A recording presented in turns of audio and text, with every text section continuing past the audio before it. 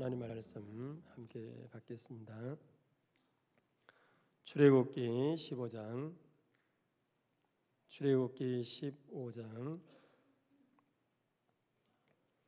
22절 말씀에서 27절 말씀. 하나님이 인도하시는 길이 있어요. 근데 하나님이 인도하시는 길은 가까운 길이나 지름길이 없어요. 그러니까 인생 여정에 있어서 반드시 지름길로 연결된 코스는 그 누구에게도 없어요. 대가를 지불해야지요. 여러분, 꿈을 꾼다고요? 꿈을 꿨으면 그 꿈에 대한 대가를 지불하는 사람만이 꿈을 이루는 줄로 믿습니다. 그런 거 아니겠어요? 근데 꿈만 꾼다고요? 대가는 지불하지 않고, 그건 개꿈이죠. 그건 개꿈입니다, 그거는. 그런 길이 열려지기를 구하고 기도한다면 그건 믿음이 아니라 그건 미신인 거예요. 대가를 지불해야죠. 그래야지 견고할 수 있어요.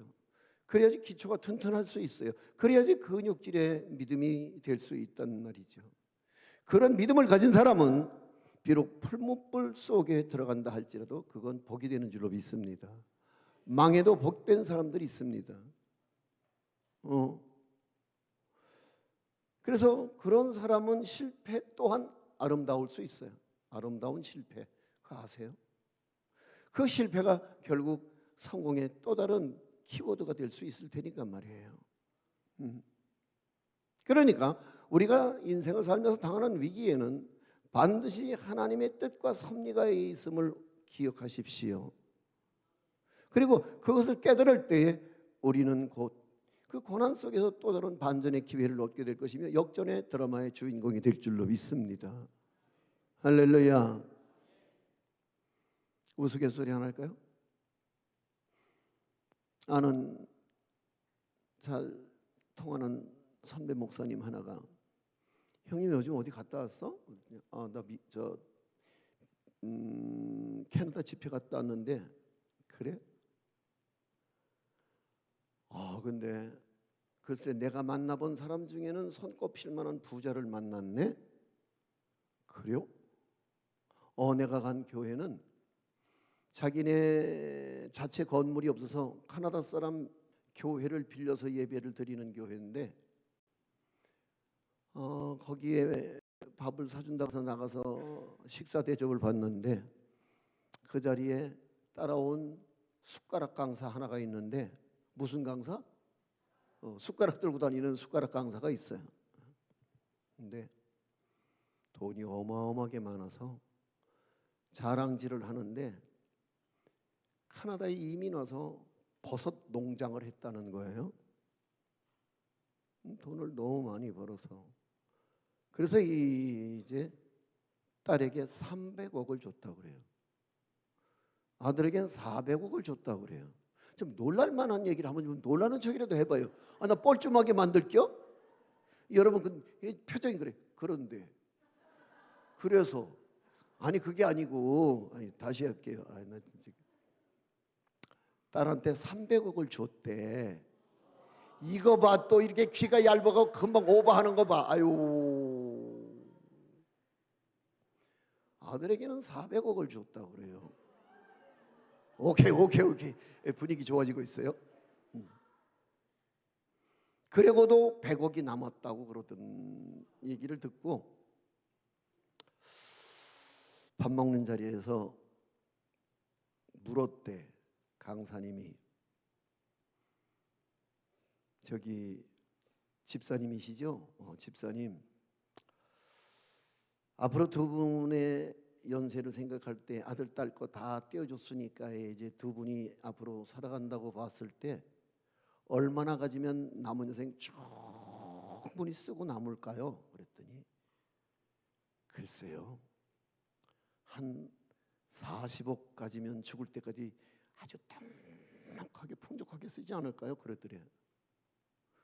그럼 본인 앞으로 100억 남겨놨으면 그 중에서 한 30억만 띄어서 이거 캐나다 사람들 예배당 빌려 쓰지 말고 예배당 하나 지으면 참 좋을 것 같지 않아요? 그래서 갑자기 얼굴이 벌레 씹은 얼굴이 되더래요. 나 그런 거 한번 해봤거든. 옛날에 벌레 씹은 얼굴 연출 한번 해봤는데, 상추를 먹는데 뭐가 우지끈 씹혀. 근데 입에 노린내 확 나는데 이게 뭐지? 그래 봤더니 상추 뒷면에 노래기가 붙어 있었어. 그걸 입에 넣고 씹었는데 그때 그 표정하고 이 표정하고 비슷할 것 같아. 그러더니 밥 먹다 말고 사라졌대. 사라진 거야 이제. 그리고 집회가 다 끝나도록 안 나타나더래. 근데 이제 돌아오려고 공항에 나왔는데 이 저쪽에서 막 누군가 이만한 보따리 하나 들고서 막 뛰어오더래. 이게 보니까 그 집사님이더래. 어떤 집사? 부자 집사. 그러면서 와갖고 숨을 헐떡대면서 목사님 이거 귀한 거라 드리려고 갖고 왔습니다. 그러더래. 그러니까 이제 담임 목사님이 뭘 갖고 오셨어요? 뭘 갖고 오셨는데요? 그랬더니 이거 카나다 이 꿀인데요. 이거 진짜 좋은 겁니다. 그리고 꿀을 한 병을 갖고 왔더래. 근데 들어갈 가방 여분도 없고 한국에도 꿀 많아요. 한국에도 좋은 꿀 많아요. 토종 꿀도 있고 좋은 꿀 많아요. 그리고 확 줘버렸대. 그랬더니 또다시 벌레 씹은 얼굴을 하고 꿀을 가지고 돌아가는 모습을 보고 왔노라고. 그래서 그냥 왔어 그거? 꿀을 받지 왜 안 받았어? 왜? 가방도 모자라는데. 아니 나 같으면은 거기서 꿀단지 뚜껑을 여는 거야.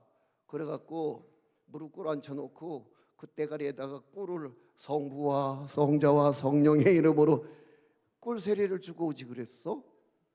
그리고 우스갯소리를 하고 넘겼습니다마는 우리는 어떤 때는 예수 믿는 방향성이 영 잘못된 거야. 여러분 번영신학이라고 하는 게 오늘 예수 믿으면 병 낫고 예수 믿으면 부자 되고 예수 믿으면 형통하고 성공하고 뭐 그게 이제 한국 교회를 망친 가장 큰 원인자가 됐다는 거죠. 여러분 진짜 한번 물어봅시다. 예수 믿으면 진짜 부자 돼요? 예수 믿으면 모두 다 성공만 해요? 예수 믿으면 죽을 병도 다 고쳐요?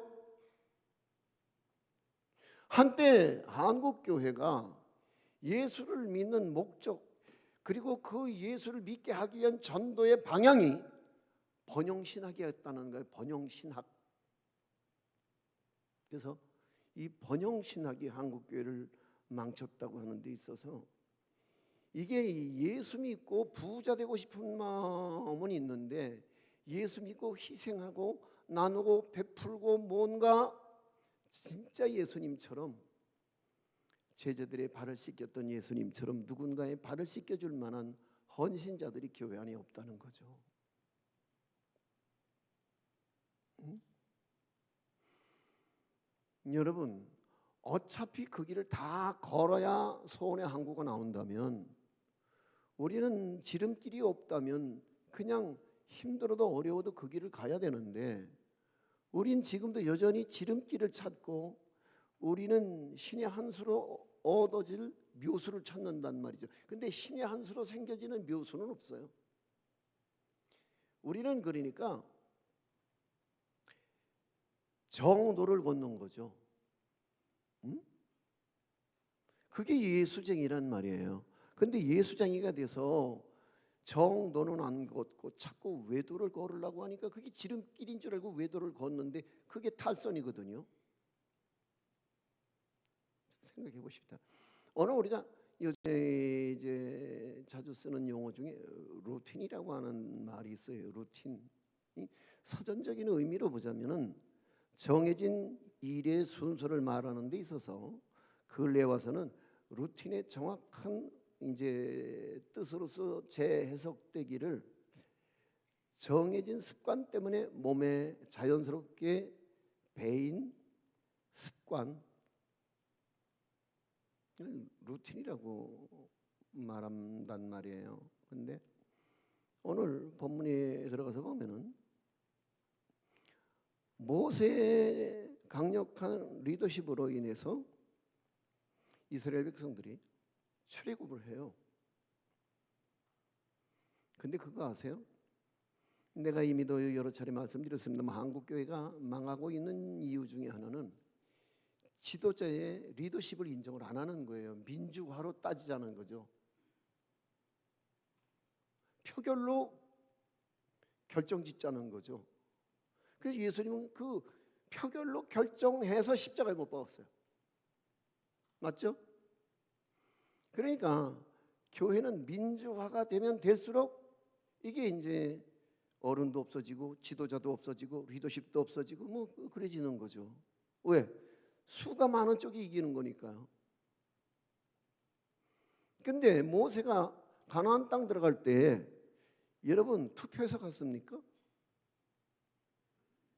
회의하고 갔습니까?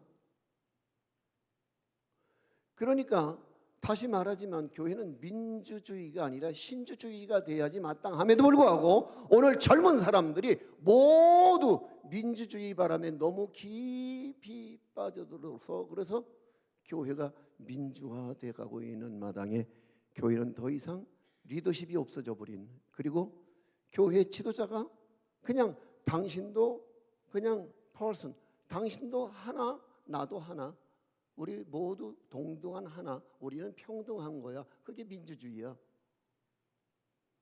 그럴 순 없죠. 그럴 순 없어요. 아무튼 모세는 아무하고 의논도 안 하고 회의를 해본 적도 없어요. 그냥 하나님 앞에 부름을 받고 그 길을 걸어갈 뿐이에요. 그리고 그 길이 쌓이고 쌓여서 40년 동안 그게 이스라엘 백성들의 루틴이 되는 거예요. 아멘. 자, 그러면 오늘 그들이 이제 출애굽을 했는데 애굽에서 나와서 그래서 이제 홍해를 육지처럼 건넌 후에 신바람이 났죠. 그래서 그 긴 세월에 노예에서 해방된 그들은 미리암이 손에 소고를 잡고 여인들 또한 모두 소고를 잡고 춤추며 이르기를 너희는 여호와를 찬송하라. 그는 높고 영화로우시며 말과 그 탄자를 바다에 던지셨음이로다. 그리고서 그들은 막 춤추면서 하나님을 경배하는데, 그리고 나서 바로 오늘 본문이 이어져 들어가는 거예요. 자, 그러면 본문 들어가서 22절이에요. 시작. 모세가 홍해에서 이스라엘을 인도하며 그들이 나와서 수르 광야로 들어가서 거기서 사흘 길을 걸었으나 물을 얻지 못하고. 자, 여기 지금부터 제가 이제 여러분에게 알려드릴 키워드는, 이거는 이제 시험을 이기는 솔루션 그래갖고 뭐 제목을 좀 거창하게 제가 만들긴 했습니다만 제 제목처럼 설교 내용이 거창하진 않아요. 아주 단순해요. 뭐예요? 수르 광야로 들어갔다는 거예요. 아니, 홍해를 육지처럼 건너서 기적을 체험한 그들에게 하나님은 기적에서 기적으로 이어지는 기적의 연장선에서 그들을 가나안 땅으로 쉽게 빠르게 용이하게, 그래서 한 민족을 이동할 수 있도록 도우셨으면 좋았으련만 하나님 그들을 제일 먼저 홍해를 건너 수르 광야로 데리고 들어가시는 것을 볼 수 있어요. 자, 여기서 첫 번째 키워드예요. 따라서 훈련 받으십시오. 이게 하나님의 의도죠. 그러니까 여러분 400년 동안을 애굽에서 종속화되어진 노예로서의 삶을 살았는데, 여러분 미국 가보셔서 알지만 미국의 가장 큰 골칫덩어리는 이렇게 하면 또 인권에 관한 문제가 돼서 내가 실언을 하는 말이 될 수도 있는데 이해하고 들어주세요. 미국에서 가장 큰 고민은 흑인들이에요. 왜요? 그들의 문화는 전부 노예 문화였었잖아요. 자율성도 없어요. 정부에서 주는 보조 정책비 가지고서 그거 가지고 마약 사먹고 그거 가지고 총 사고 그거 가지고 뭐 온갖 그저 범죄를 저질러요. 대부분의 사람들이 그래요. 그러니까 어떻게 하든지 오늘보다 나은 내일을 꿈꾸고 그 꿈을 이루기 위해서 꿈의 대가를 지불할 마음이 없는 거야. 그냥. 근데 여러분, 히브리 민족이 400년 동안 애굽에서 종으로 살았다고요. 자율성 없어요. 인권 몰라요. 그런 거. 그래서 자율적이지도 않고 자발적이지도 않은 그들. 그런데 하나님은 그 400년 동안 노예 생활에서 몸에 익숙해진 그들의 루틴을 하나님은 깨트려 버리기 위해서 먼저 사막으로 데리고 들어가서 광야에서 그들을 박박문지로서 400년의 묵은 때를 벗기시는 거예요. 아멘. 이게 안 되면 우리의 죄성은 이게 안 벗겨진다고요. 이거 절구통에 넣고 절구공이로 내려 찍어도 우리의 죄성은 안 벗겨지는 거예요. 그게 쉽게 벗겨지던 거예요. 400년 동안 그게 우리의 몸에 배인 루틴이 되었는데요. 하나님은 그들을 수루 광야로 데리고 들어가서 그들을 훈련시키시는 거죠. 얼마 동안? 400년의 11조를 바치게 하시는 게 40년. 아세요? 여러분 생각해 보자고요. 우리가 군대 갔다 온 남성들은 다 아시겠습니다만 신병 교육은 요즘 5주 받죠? 5주 교육 받아요. 좀 짧아졌나? 아무튼 저는 5주로 알고 있어요. 부사관은 14주를 받아요. 장교는 4년을 받아요. 자, 여러분 5주짜리하고 14주짜리하고 4년 훈련 받은 사람하고 계급이 달라져야 하는 건 당연한 일이에요. 아멘? 뭐가 계급을 설정했어요? 훈련의 기간이 계급을 설정하는 거예요. 믿습니까? 근데 우리는 쉽게 훈련받아서 높은 자리에 오르고 싶은 야망과 욕망을 가지고 살아간다고요. 그건 미신이에요. 훈련 받아야 할 경우가 생기면 훈련을 혹독하게 받으세요. 그래야지만 생존 경쟁에서 살아남을 수 있는 가능성이 높아지는 거예요. 할렐루야. 그러니까 여러분 성경에 나온 모든 믿음의 영웅들은 다 모두 광야 훈련소 출신들이에요. 맞죠?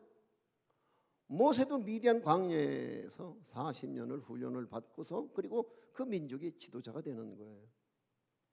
할렐루야. 아브라함도 그만 수 없는 세월을 광야를 떠도는 거예요. 그래서 그들의 이름이 히브리예요. 히브리. 히브리란 말은 무슨 말이냐?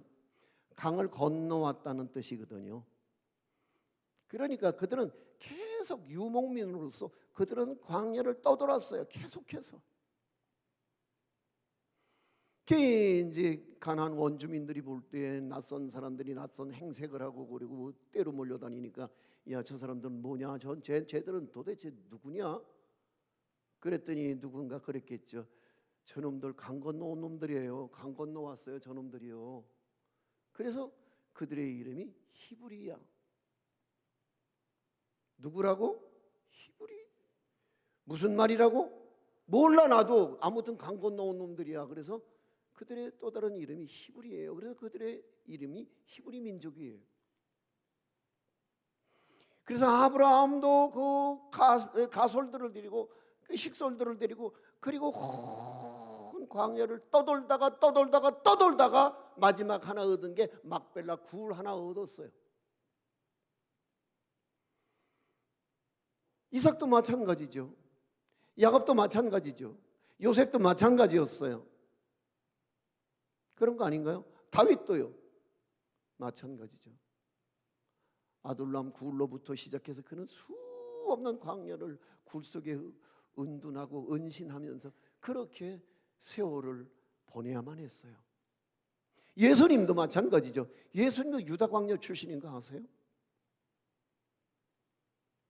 네. 바울도 아라비아 광야 출신이에요.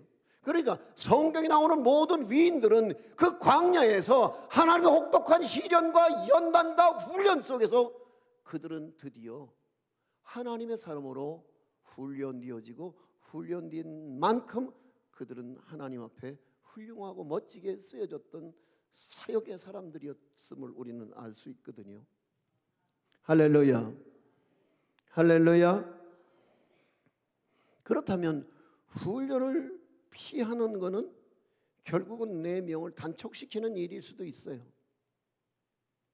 하나님께서 우리를 훈련시키고자 우리를 향해 팔과도 붙이는 날에 우리는 그 하나님의 혹독한 훈련 앞에 우리는 몸 던져서 그 훈련을 충실히 받아낼 때 우리는 전쟁에서 살아남을 수 있는 생존 가능성을 높일 수 있는 군사가 될 수 있어요.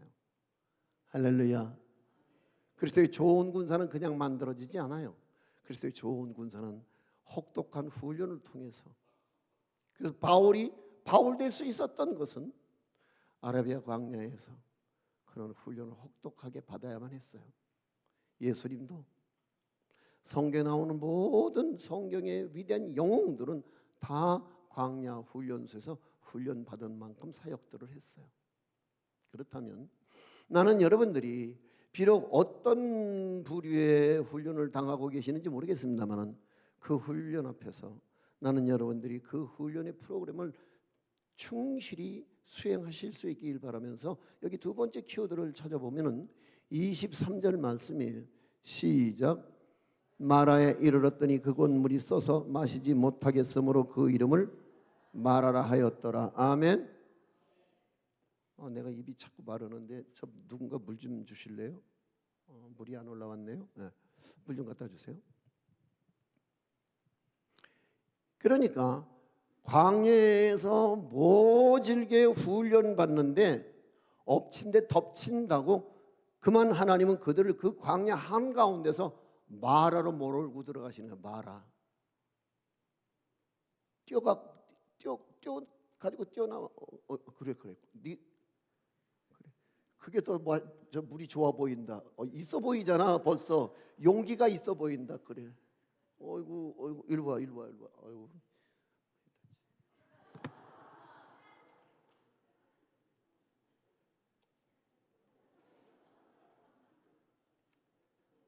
야, 물값.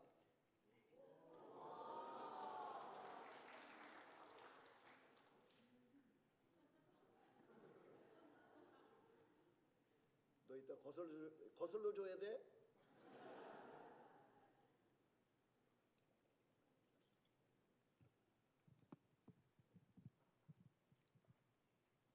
그러면 한번 물어볼게요. 마라 무슨 말인 줄 아세요? 쓰다. 오케이. 쓰다. 그러면 우리 맨 앞자리에 앉아 있는 집사님이신가요? 권사님이신가요? 이쪽 줄에. 예. 권사님 일어나세요. 예. 집사. 내가 그냥 진급시켜 줬어. 그래. 권사님. 달다. 단 게 뭔지 우리 설명 좀 해줘. 우리는 단 게 뭔지 모르겠어. 먹으면 기분 좋아. 그러면 그래? 사람들은 그 소주를 먹고도 기분이 좋아지는데 그거 단 거야? 그 독한 양주 막 45도씩 되는 거 막 불 붙이면 불 붙는 그 양주를 먹어도 그게 단 거야? 안 그러면 자, 그 옆에 우리 남자 집사님, 예, 옆으로, 예, 쌩까지 말고, 예. 그럼 쓰다. 설명 좀 해줘요. 주석 좀 달아서 우리 좀 이해를 시켜줘. 뭐가 쓴 거야?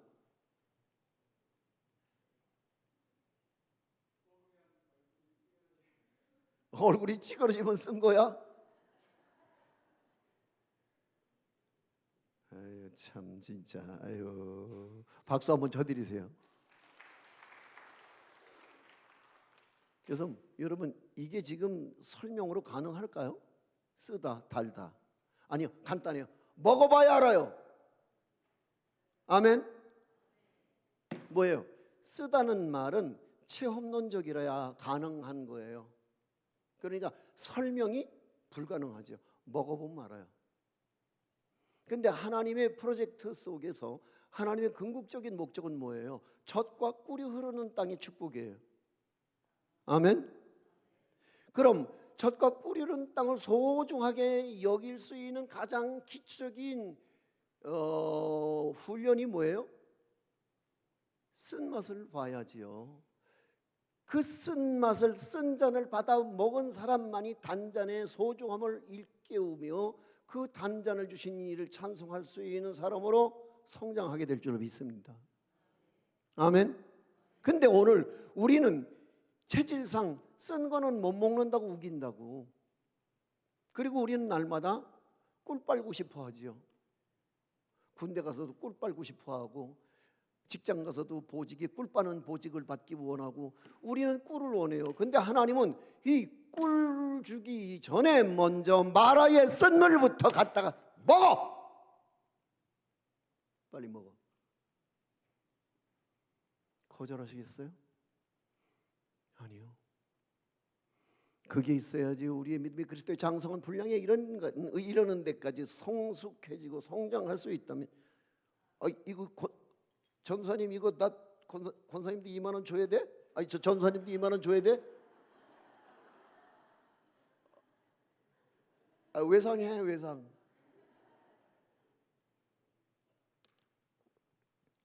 짜게 먹었나 봐요. 제가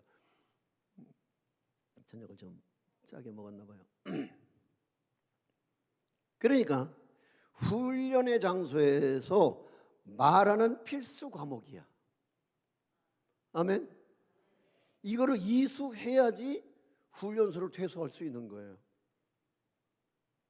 그렇다면 하나님의 프로젝트가 젖과 꿀이 흐르는 것이 그 아름다운 땅에 아름다운 선물을 주시기 위한 계획이 하나님의 계획이었다면 그 계획의 완성을 위해서 우리는 차분히 절차와 과정을 이수해야 되는 거예요. 그렇다면 쓴물의 단계는 어떤 단계예요? 필수 과목의 단계예요. 자, 그러면 세 번째로 들어가서 봅니다. 세 번째로 들어가서 보면은 24절 말씀 시작.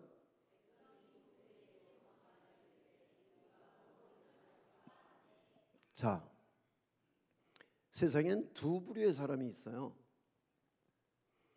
어떤 사람이냐면 교회 안에도 그런 사람이 있거든요. 응답에 매여 사는 사람, 응답적 존재. 뭐라고요? 근데 재수에 매여 사는 재수적 존재가 있어요. 모든 걸 재수로 풀어요. 재수, 운수, 운명, 숙명 이런 걸 자꾸 들이대거든요. 근데요, 여러분 오늘 우리에게 있어서 교회 안에서 끝까지 재수를 논하는 사람들이 있는데 그게 히브리 민족이었단 말이에요. 자, 그럼 질문 들어갑니다. 여러분 히브리 민족이 출애굽할 때에 그게 응답이었을까요? 재수였을까요? 빨리 좋은 말로 할 때 대답하세요. 네? 응답? 응답이라고 생각하시면 아멘 하세요. 그건 당신 생각이고. 여러분 응답이란 뭐죠? 응답이란 아무튼 기도한 적이 있어서 얻어진 결과가 응답이야. 믿습니까? 근데 그 응답이라고 하는 것은 그런 거 있잖아요. 안 돼. 안 된다 그랬다 너 엄마가. 안 돼. No. 그것도 응답이에요. 기도한 적이 있어서 얻어진 결과라면 아멘. 기다려. 지금은 아니야. 서두르지 마. 그것도 뭐야? 응답이야. 아멘. 근데 오케이 콜 그것도 뭐야? 근데 우리 이 세 개 중에 뭘 바래? 오케이. 그리고 그 오케이만 응답이라고 우기는 거야. 아니 오케이 그것만 응답이 아니라 안 돼. 너 안 되겠다. 너 하지 마. 안 돼. 안 돼. 그것도 뭐다? 기다려. 기다려. 너 중학교 들어가면 엄마가 핸드폰 해줄게. 지금은 아니야. 기다려. 우리 5학년짜리 손주한테 제 며느리가 계속 하는 말이야. 손주는 계속 엄마 그냥 앉으면 못 찾아? 핸드폰 엄마 아빠 핸드폰 어디 있나 보고서 어쩌면 그렇게 잘 다루는지 그게 너무 겁이 나는 거야. 그러니까 엄마는 약속했죠. 너 중학교 들어가면 해줄게. 조금만 더 참자. 옳지. 조금만 더. 그것도 응답이야. 이해가 되십니까? 그런데 자 보세요. 히브리 민족이 출애굽할 때에 가나안 땅 가겠다고 기도한 적 있어요? 말해보세요. 오늘 우리가 출애굽하겠다고 하나님 우리는 애굽을 벗어나서 독립할 겁니다. 그리고 기도한 적 있다고요? 없다고요? 근데 어떻게 나왔어요? 한 사람의 기도의 응답이 한 민족을 구원하는 거예요. 아멘? 그러면 기도한 적 없이 얻어진 결과는 그들에게 뭐라고 간주가 됐을까요? 응답이라고 간주가 됐을까요? 재수가 좋았다고 간주했을까요? 빨리 대답해봐요. 와 대박. 재수 무지하게 좋아요.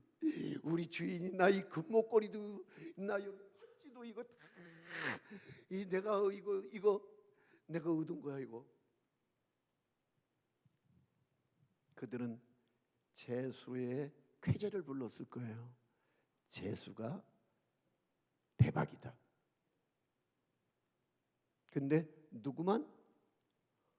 모세만 응답이다. 그래서 이제 여기서부터 쫙 갈라지는 거예요. 한 민족 중에서 모세는 응답적 존재로서의 삶을 살고 나머지 모두는 이 한 사람의 응답에 매여서 질질 끌려가는 재수적 존재로 살아가는 거예요. 자, 지금 이해가 되고 계시는 거죠? 예. 그러니까 또다시 일이 딱 벌어지고 사건이 전개가 되는데 이제 또다시 이게 갈라지는 거죠. 두 부류로. 어떤 사람들은 모두 오늘 주어진 상황 앞에서 원망하며 아멘. 그런데 25절 시작. 모세가 여호와께 부르짖었더니 아멘. 왜 모세가 왜 부르짖어요? 기도해서 응답받아본 경험이 있고 간증이 있어서 그는 무슨 일을 만나든지 하나님 앞에 엎드리는 것이 그의 주특기가 되는 거야. 할렐루야. 나는 여러분들에게 부탁드려요. 일생 살다가 우여곡절 우리의 길이 돌아서 그래서 우리가 미로를 헤매는 순간에도 엎드린 만큼은 잊어버리지 않게 되길 소망합니다. 내가 어려운 농촌 목회를 42년을 끌고 나오면서 내 삶의 정해진 루틴은 불난 잿더미 속에서도 가만히 깔아놓고 우리는 울며 통곡했거든요. 제 아내와 저의 무릎은 그래서 그 긴 세월 그 찬바닥에 무릎을 꿇고 기도했던 그 결과가 아내의 두 연골을 뺏어갔을 수도 있을지 모른다는 생각을 해봤어요. 그런데 그러니까 여기서 보니까 이게 말해서 하는 짓이 원래 재수에 매여서 모든 일을 원망하고 불평하고 그리고 모든 것들을 남탓했던 히브리 민족은 또다시 여기서 그들이 배워먹은 버르장머리대로 그들은 원망하고 나서요. 그런데 모세는 몸에 체득되어진 루틴으로 인해서 그는 여전히 하나님께 부르짖어요. 홍해에서 부르짖었던 그 기도가 이제 여기 마라 앞에서도 그는 여전히 부르짖음으로 응대하고 있어요. 할렐루야. 그러니까 오늘 저와 여러분들 모두 무슨 일이 있어도 기도 자리를 피해서 살아가는 어리석음을 범치 않게 되길 주의 이름으로 축원합니다. 그러면 조금 더 넘어서 들어가 볼게요. 그러면 훈련받으라. 그리고 필수 과정을 이수하라. 세 번째는 원망하지 말라. 아멘. 네 번째는 기도하라. 됐죠? 그런데 여기 이어지는 25절 말씀을 보면은 모세가 여호와께 부르짖었더니 그 다음서부터 큰 소리로 읽어주실래요? 시작. 여호와께서 그에게 한 나무를 가리키시니 그가 물에 던지니 물이 달게 되었더라. 거기서 여호와께서 그들을 위하여 법도와 율례를 정하시고 그들을 시험이었다는 거예요. 아멘.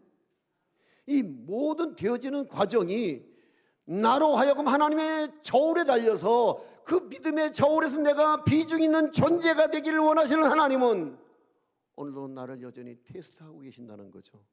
그 문제와 그 사건과 그 상황을 통해서 오늘도 내 믿음을 체크하고 계신다는 거예요. 내가 이렇게 새 예배당 짓고 그것이 마치 천성인 양 그 예배당 짓고 교회인들에게 혹세무민해서 교회인들 주머니에 있는 헌금 받아갖고 너 예배당 짓고 한 달 반 만에 너 연기 만들고 티끌 만들고 재를 만들었지.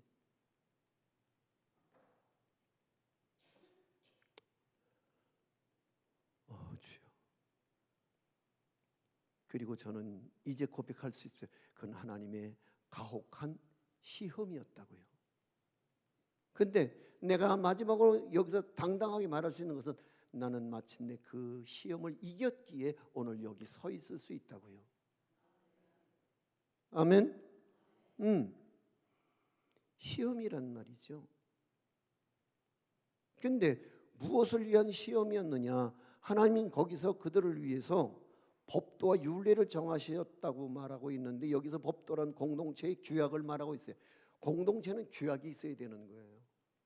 오늘 여러분 동문교회에도 동문교회에 규약이 있을 거예요. 그렇죠? 있죠? 있단 말이죠. 율례란 뭐죠? 공동체 정의를 말하고 있어요. 그러니까 하나님은 공동체가 오합지졸이 되는 것을 원하지 아니하시고 하나님 그 공동체에 규약이 있어야 할 뿐더러 그 공동체의 율례에 근거한 공동체의 정의가 필요했음을 아시고 그들에게 그걸 정해 주셨다는 거예요. 그래서 그들을 위해서 법도와 율례를 정하시고 그들을 시험장으로 끌고 들어가시는 거예요.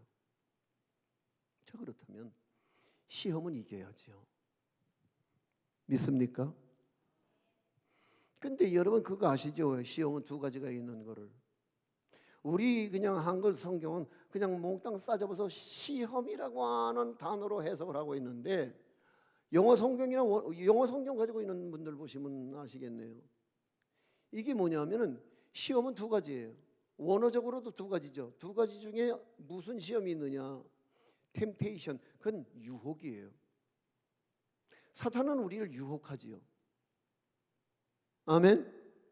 동기 자체가 불순한 거예요. 근데 하나님은 우리를 유혹하지 않으신다고요. 미혹하지도 않으신다고요. 하나님 우리를 단지 그리스도의 장성한 분량이 이르는 데까지 우리는 성숙한 믿음으로 우리를 다져가기 위해서 오늘도 하나님은 우리를 계속 테스트하고 계신다는 거예요. 아멘. 오늘 우리에게 필요한 건 테스트죠. 대단하다. 오케이. 좋았어. 잘하고 있어. 그래서 결국 하나님은 이새의 아들 다윗을 만나서 처음 하신 말씀이 이새의 아들 다윗을 만나니 내 마음에 합한 자다라고 하나님은 선언하시거든요. 할렐루야.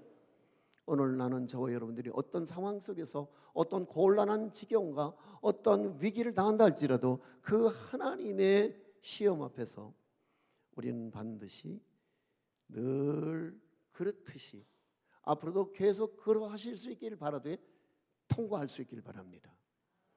아멘. 여러분이 여기 계신 것은 그 무수한 시험을 통과했기 때문에 여기 계시는 거거든요. 믿습니까? 그렇지 않으면 여러분 벌써 교회들 다 떠나셨겠죠. 요즘처럼 탈종교화가 급속한 시대에 있어서 여러분들 벌써 교회를 떠나도 수없이 떠나셨을 거예요. 특히 나는 우리 젊은이들, 우리 학생들이 너무 소중한 것은 내가 저 친구들한테 햄버거 사줄까? 피자 사줄까? 그래서라도 저들을 보상해주고 싶은 거예요. 마음이. 왜요? 조금 더 있으면 쟤들 입에서 그런 말 나올 수도 있어요. 엄마, 대한민국은 종교의 자유가 있는 나라인 거 알아? 이러고 논리적으로 덤빌 수 있어요. 지금까지는 엄마의 억압에 의해서 내가 교회를 끌려다녔는데 나 잠깐 생각할 수 있는 시간을 줬으면 좋겠어. 그리고서 대학 졸업할 때까지 펑펑 놀다가 그리고 장가 가서 안 믿는 색시 만나갖고 그리고 교회를 영원히 결별하는 친구들 우리 교회에 많아요.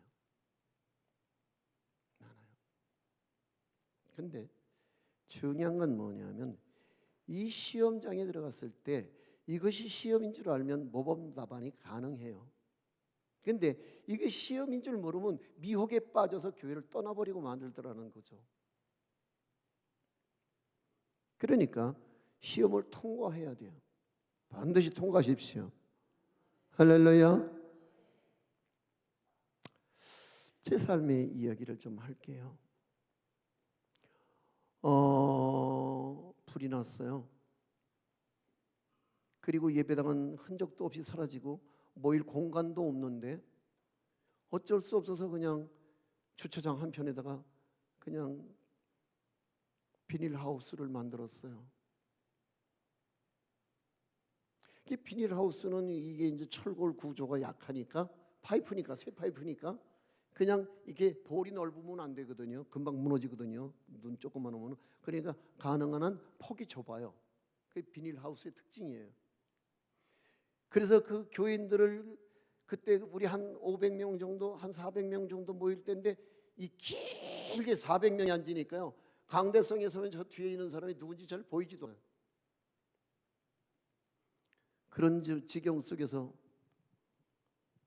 어느 날 공동회를 모였죠. 그래서 여러분 죄송합니다. 목사가 덕이 없어서 이런 일이 벌어지고 만 것 같습니다. 죄송합니다. 제가 기도가 부족했군요. 그런데 여러분 어떻게 하면 좋겠습니까? 그랬더니 예, 말씀하시죠. 교회를 새로 지어야 합니다. 내가 속으로 똥을 싸라. 내가 그래서 한마디 했죠. 여러분, 교회는 믿음으로 세우는 겁니다. 아멘. 그런데 예배당은 돈으로 세우는 겁니다. 공감? 그죠? 그거 내가 말했죠.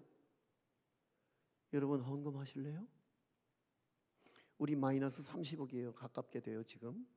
근데 제로 분기점에서 예배당을 짓다가 그래서 얻은 것만 빚이 30억 가깝게 되는데 마이너스 30억에서 또다시 이 사이즈의 예배당을 짓자고 하시는 말씀은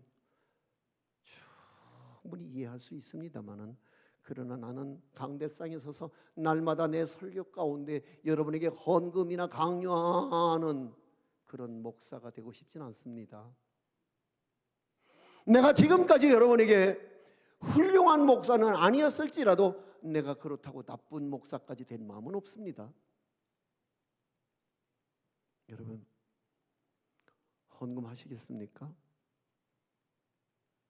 이미도 여러분들은 힘에 지나도록 1차 성전 건축 헌금을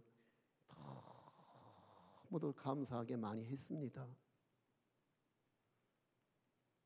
그래서 그 큰 예배당을 지을 수 있었고 불행하게도 그 큰 예배당이 제가 기도가 부족했던 탓에 한 달 반 만에 재가 되고 연기가 됐습니다. 그리고 우리가 끌어안은 것은 빚만 대략 한 30억 정도가 됩니다. 그러나 여러분들이 지금 동의 제청하셨으니 다시 묻습니다. 가하시면 예 하십시오. 아니라 하실 분 아니라 하십시오. 가하십니까? 그랬더니 가하십니까? 예 그러더라고요. 여러분이 짓자고 하시니까 짓겠습니다. 그런데 대책은 없습니다. 온 지구상에서 대한예수교 장로회 합동 측 드림교회를 위해서 은행에 융자의 기회를 줄 수 있는 은행은 아마 세계 어느 은행에서도 불가능할 겁니다. 은행 돈을 빌려 쓸 수가 없을 것 같습니다. 그랬더니 전부 땅바닥만 쳐다보고 앉았어.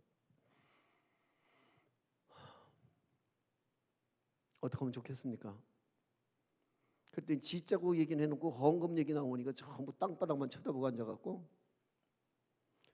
눈만 껌벅대고 앉았어. 여러분,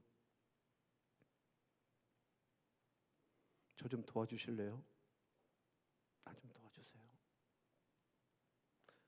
은행에서는 지금도 기존의 빚이 우리 사이즈에 비해서 부담스러운 만큼이고, 거기다가 예배당을 짓다가 한 달 반 만에 불이 나서 죄를 만들어 버린 예배당에다가 돈 빌려줄 수 있는 미련한 은행, 정신 나간 은행은 없겠죠.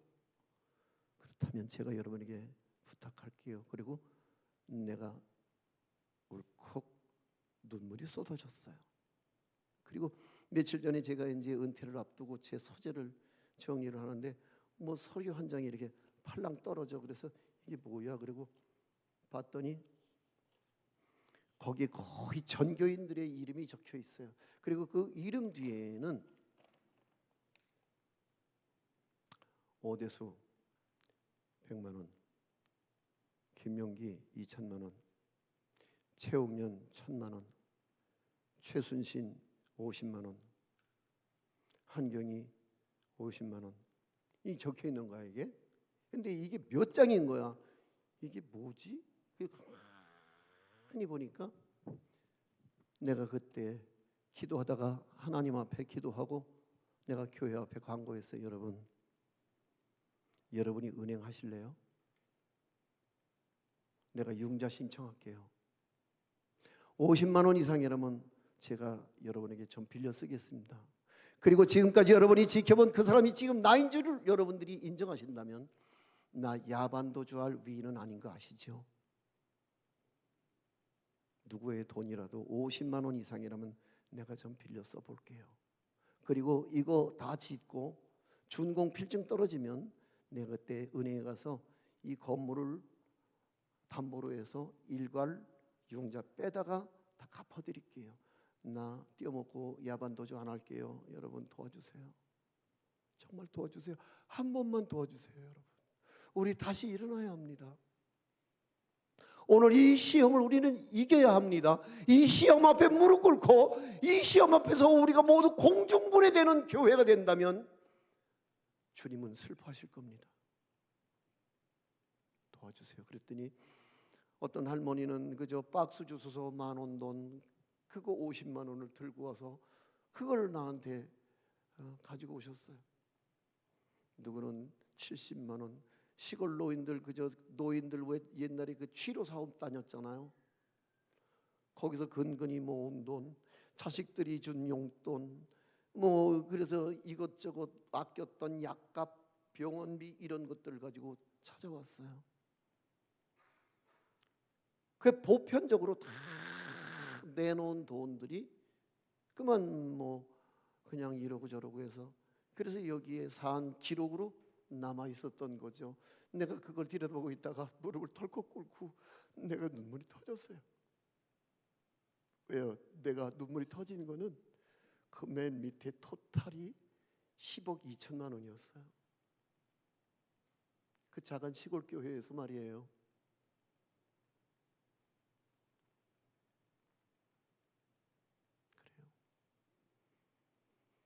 그러니까 그 시험이 나만의 시험이었다면 나는 못 이겼을 거예요.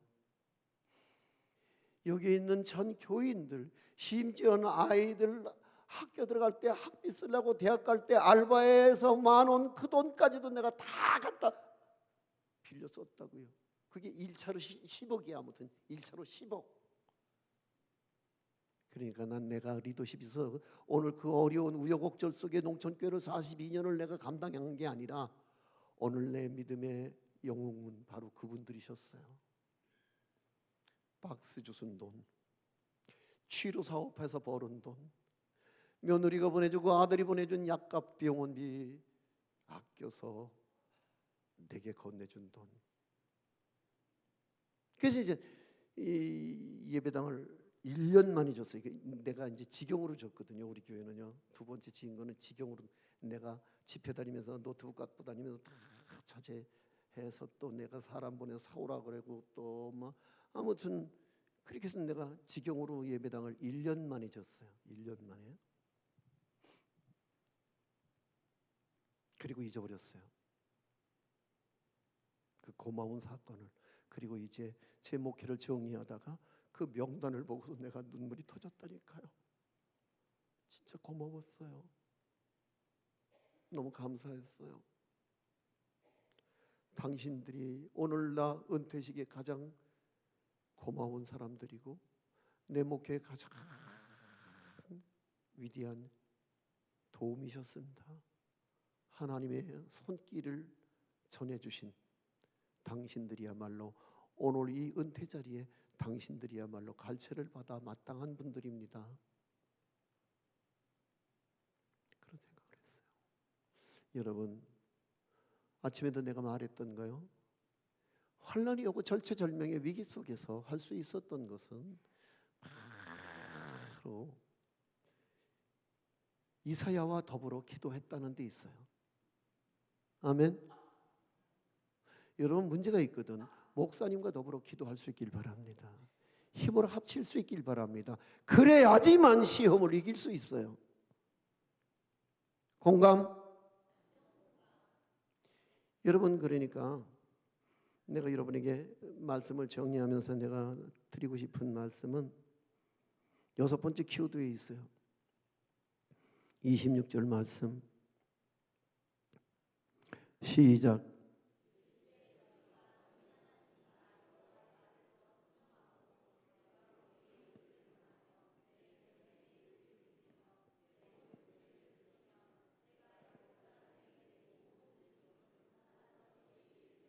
아멘. 거기까지만 볼까요? 여기 뭐예요?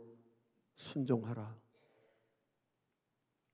이게 바로 6번째 솔루션이에요. 순종하라. 순종하셔야 돼요. 요즘 젊은 사람들 너무 민주화 물결에 깊이 침몰한 까닭에 모든 것을 평등하게만 처리하려고 하거든요. 모든 것을 다수결로 결정하려고 하거든요. 예수님이 십자가 지실 때에 제자들 많고 뭐야? 회의하자. 내가 십자가를 질란다. 지랴 말리야. 의견을 들어보려고 한다. 어떻게 했으면 좋겠니? 의논하셨어요? 안 하셨어요? 그냥 예수님이 기도해서 내린 결정 앞에 모든 사람들은 다 예수님이 가는 길을 막아서지 못했어요. 아멘. 여러분, 다시 부탁해요. 진짜 이제부터는 이 부흥회 끝나고 나서부터는 회의하지 마세요. 회의를 최소한으로 줄이세요. 하지 말라고 하는 것은 그건 독재죠. 최소한으로 줄이세요. 대신 그런 위기적 상황이 벌어지거든 모여서 기도합시다. 아멘. 기도하면 하나가 될 수 있어요. 기도하면 적이 생기지 않아요. 근데 회의하면 반대파가 생겨요. 파가 나뉘죠. 마음이 분열되죠. 그리고 하나됨의 이 균열이 시작이 되는 거예요. 그러니까 반드시 오늘 우리는 주어진 리더의 제안 앞에 순종하고 하나님의 말씀과 규례와 법도와 율례 앞에 순종할 수 있는 교회를 지향해야 할 줄로 믿습니다. 할렐루야. 그래요. 그래서 오늘 여기 순종하라.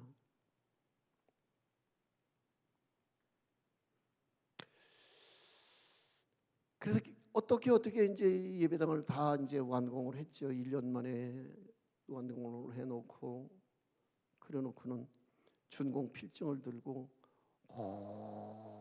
은행을 다 돌았어요. 아무도 주겠다는 사람이 없어요.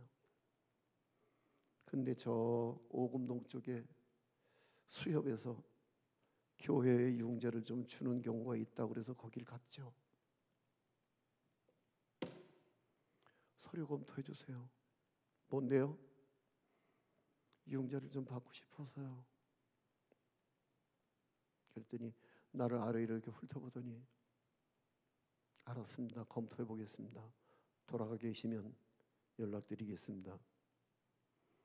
그리고 나서 온 교회가 그날서부터 비상기도 했어요. 하나님 융자 나오게 해주십시오. 어떤 일이 있었냐면은 융자를 이제 교인들 앞에 좀 달라고 그랬더니 교인들이 이제 은행 이자는 내가 쳐준다 그랬거든. 여러분 은행 이자는 내가 쳐드릴 테니까 의심하지 말고 주세요. 은행에 담궈놓은 거나 교회 앞에 담궈놓은 거나 이자는 똑같아질 겁니다. 이제 우리 권사님 하나가 예수 안 믿는 남편한테 여보 우리 땅 판 돈 그거 교회 좀 빌려주면 안 되나? 그래갖고 남편을 얼마나 저러고 닥달을 했는지 남편이 그러더래. 하루는 더러 죽겠네 진짜. 따라와. 그리고 농협을 갖다 놓은 거야. 그래갖고 농협 창구에서 이제 인출을 하려고 하면서 야 한 500만 원 꿔주면 되냐? 어? 얼마 꿔줘? 얼마 꿔줘? 그 주둥이가 들어가겠어. 아이고 저 주둥이가 대바로 나와갖고 아이고 진짜 아이고 화상. 얼마? 그랬더니 우리 권사님이 1억. 그래갖고 은행 창구 앞에서 맞짱 붙었어요. 그래갖고 둘이 엉겨갖고요 은행 창구 앞에서요 이게 지금 미쳤다고 막 남자가 그냥 우리 권사님을 막 쳐 죽이려고 막 난리를 치고 막 혈기를 원래 혈기가 많은 분이거든요. 이게 교회 다니면서 이게 다 미쳤다고 네 목사가 말이야.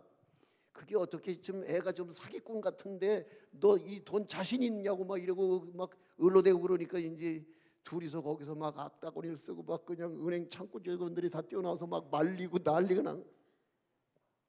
그래도 우리 권사님이 이겼어. 그래서 우리 권사님이 1억을 꿔줬어. 아파트, 땅 문서, 그리고 자기 직장의 퇴직금 다 가지고 온 거야. 그리고 그 오금동에 있는 수협에서 이용자 떨어지던 날 다 오시라고 그래. 그래서 이자 계산해서 이자를 드리려고 그랬더니 할머니 권사님들 울어.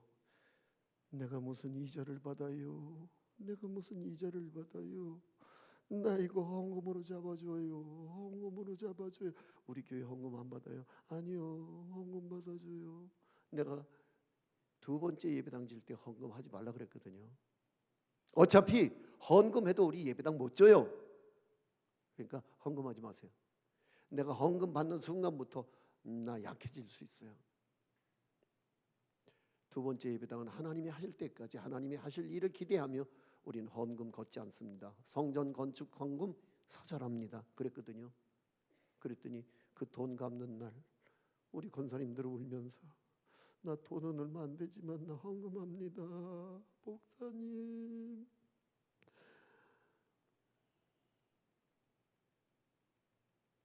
그게 우리 교회예요. 그게 우리 교회예요. 그리고 마침내 우린 이겼어요. 그래서 오늘 여기까지 교회가 이제 성장해 들어가는 거예요. 뭐냐면 나는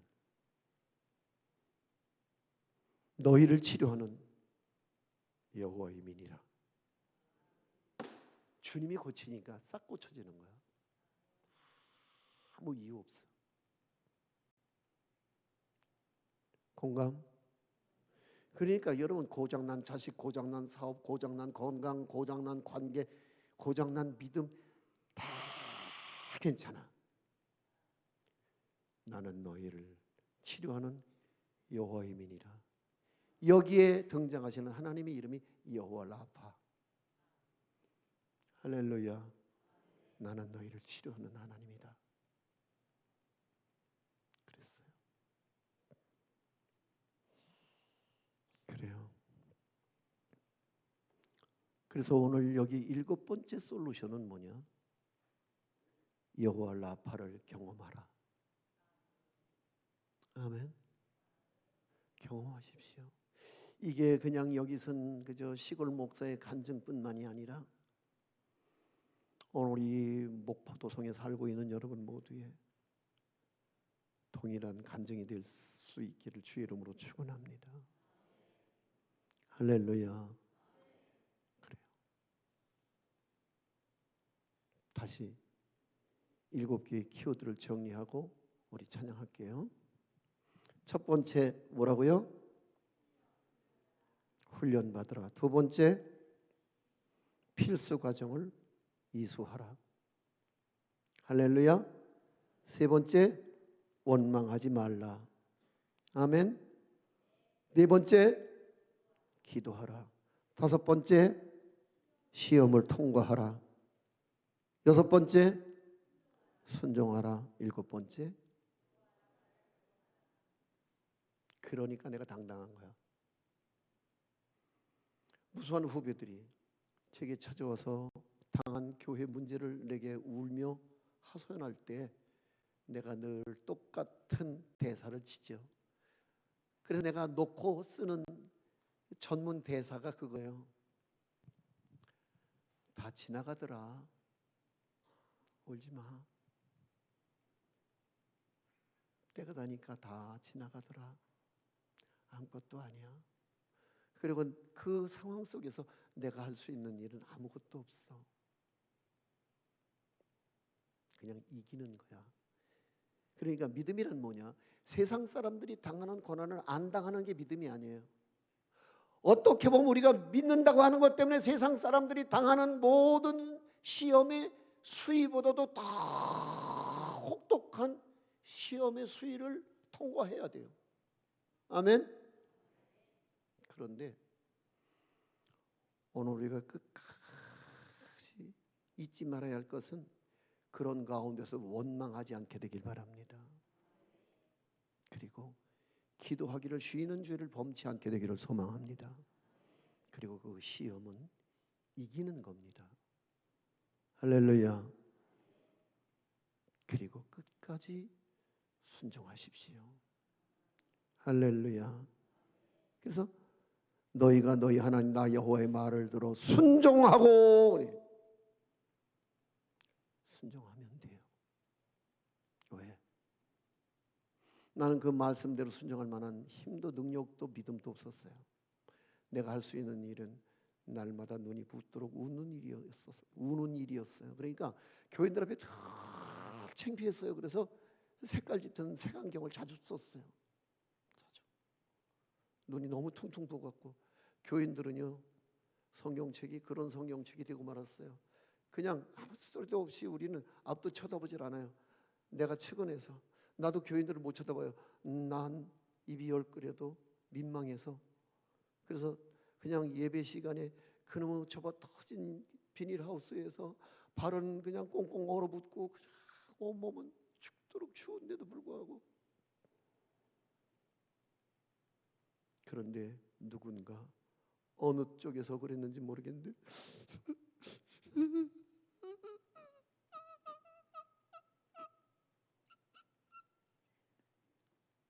그날 예배 끝나는 거예요. 우리는 예배 못 드려요. 눈물의 전염 속도가 얼마나 빠른지 몰라. 그러면 이제 막 쏟아지잖아. 막 쏟아지면 이제 그 콧물이 또 거기에 또 들어와서 또 힘을 보태주고 또 거기다 또 조금 더 내려가면 또 침까지 나와서 또 막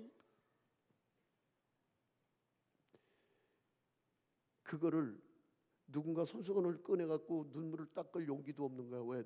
서로 울고 있다는 것이 너무 누군가에게 민폐가 될 것 같아서. 그럼 여기 수북하게 흥건하게 눈물과 콧물과 침이 흥건해져.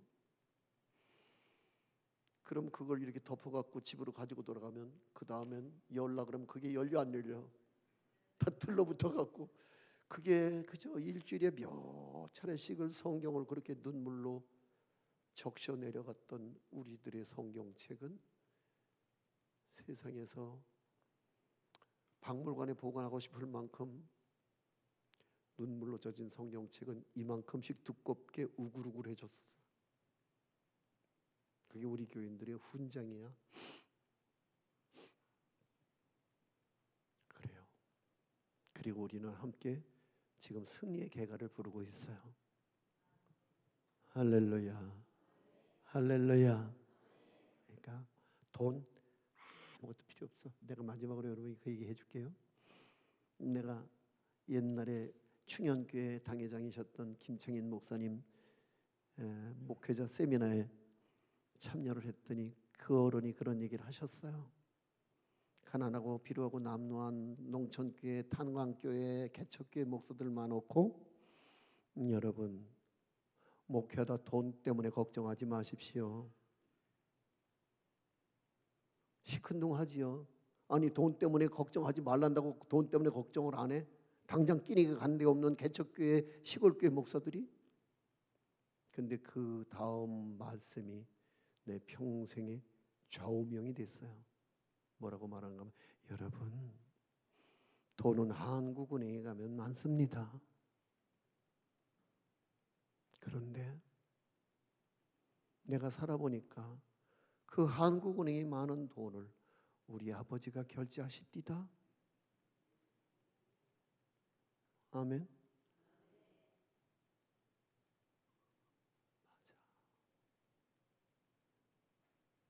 맞아. 돈은 한국은행이 많아. 근데 그 돈의 결제는 하나님이 사인하면 돼. 할렐루야. 그래요. 내 목회 42년 만에 맨 땅에서 고추말뚝 하나 꽂아놓을 땅 한 평 없는 시골 목사, 천방지축 경험도 없고 신학도 모자르고 경험도 없는 내게 하나님 40인의 목회 통해서 작은 리따니 교회의 교회를 하나님이 축복하셨어요. 그리고 난 여러분에게 오늘 내가 가졌던 내 평생의 돈 앞에 내 배짱, 돈은 한국은행에 가면 많아 이 사람아. 그리고 그 돈의 결제권은 우리 아버지가 가지고 계셔.